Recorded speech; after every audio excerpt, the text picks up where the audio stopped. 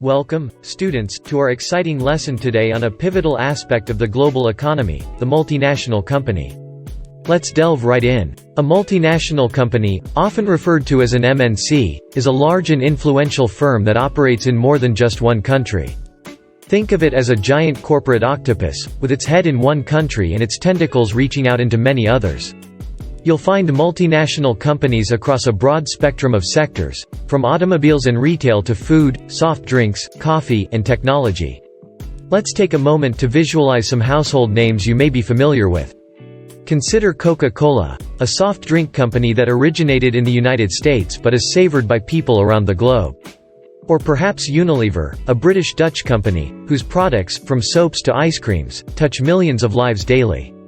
Other examples include Pepsi, Starbucks, McDonald's, BMW, Suzuki, and Samsung, all making their marks worldwide. Now, there are 4 distinct types of multinational companies that you should know about. First, we have decentralized multinational corporations. Imagine these as a tree with branches, where the parent company allows its branches in other countries to operate quite independently. Next, we have global centralized corporations.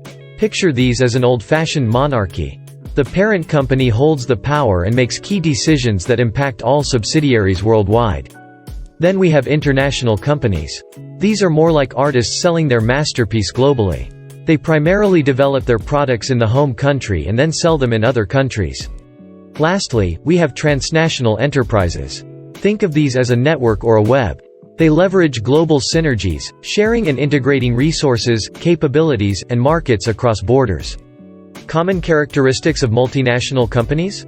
Well, they generally have large size, unity of control, significant economic power. They are known for their aggressive advertising strategies and their high-quality products, which often make them household names across the globe. But these giants do face their share of challenges. Navigating cultural differences, dealing with varying political and legislative environments, managing long supply chains, handling geopolitical and economic risks, competition in the global market, and currency fluctuations can all be rather daunting tasks. However, there's a darker side to these companies. Some multinational companies may misuse their monopoly power, bend the rules and regulations, exploit the host country's resources. There can be significant economic implications, including the potential to introduce new technology that replaces local jobs. So, multinational companies certainly add intriguing complexity to our global economic landscape.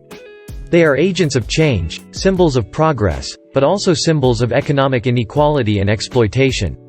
It's a balancing act, and we'll continue to explore this fascinating terrain in our upcoming lessons.